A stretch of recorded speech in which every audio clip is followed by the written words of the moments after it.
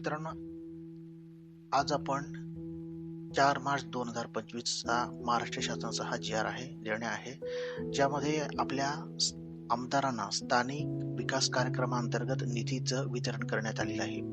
आणि तेच आपण या जी आर मध्ये पाहणार आहोत की ही आपल्या स्थानिक आमदारांना किती निधीचं वितरण करण्यात आलेलं आहे ते. बघा, हा शासन निर्णय घेण्यात आला होता कधी, तर महाराष्ट्र विनियोजन विधेयक 2024 हे मंजूर करण्यात आलं होतं. आणि त्या अंतर्गत 2024-25 या आर्थिक वर्षासाठी 2200 कोटी रुपयांची तरतूद करण्यात आली होती. किती? 2200 कोटी रुपयांची तरतूद करण्यात आली होती.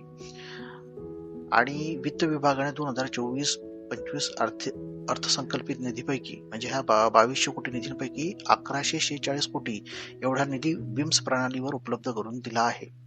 त्यापैकी 1009 कोटी इतका निधी संदर्भ क्रमांक 3, 4, 5 येथील शासन अन्वये सर्व जिल्ह्यांना वितरित देखील करण्यात आलेला आहे. म्हणजे ह्या 1146 कोटींपैकी 1009 कोटी निधी एवढा वितरित करण्यात आले आहे.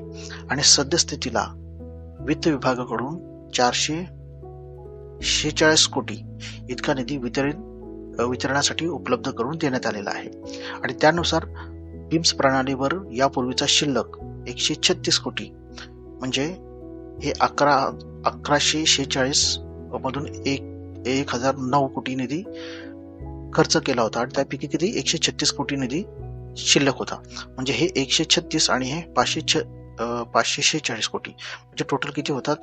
तर बघा, 136.23 कोटी व वित्त विभागाकडून प्राप्त 546 कोटी. आता किती वितरित करण्यात आलेले आहे? तर 546 कोटी म्हणजे एकूण 682.34 कोटी एवढा निधी आता सुद्धा उपलब्ध करून देण्यात आलेला आहे.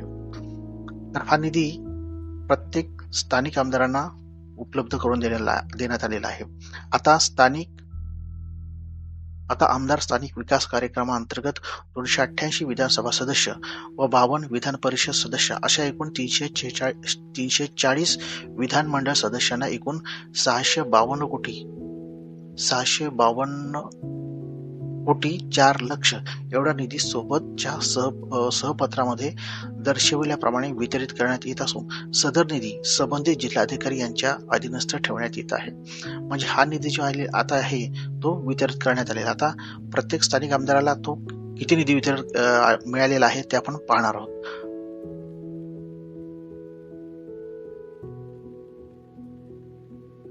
बघा इथं, बघा इथं मुंबई शहर कोण आहेत? डॉक्टर ज्योती एकनाथ गायकवाड यांना किती 180 कोटी निधी वितरित करण्यात आलेला आहे. आणि विधान परिषद सदस्य मुंबई शहरच्या याच्यामध्ये कोण आहेत? नीलम दिवाकर गोरे यांना 13 कोटी निधी. आता हे बघा, आपल्या स्थानिक आमदारांना सगळ्यांना 180 कोटी एवढा निधी वितरित करण्यात आलेला आहे. बघा, हे तुम्ही बघू शकता तुम्ही. आता ठाणे बघा, ठाण्यामध्ये एकूण किती आहेत? शांताराम मोरे, दौलत भिका दरोडे. बघा, या सगळ्यांना 180 कोटी रुपयांचा निधी वितरित करण्यात आलेला आहे. आणि श्री ज्ञानेश्वर बारको म्हात्रे बघा, यांना किती? 300 कोटी. निरंजन डावखरे 165. हे आपापल्या विभागातील जे आमदार आहेत त्यांना हा निधी सगळा वाटप करण्यात आलेला आहे. खाली मी डिस्क्रिप्शन मध्ये हा जी आर टाकत आहे, तुम्ही हा जी आर पाहू शकता, डाउनलोड करू शकता.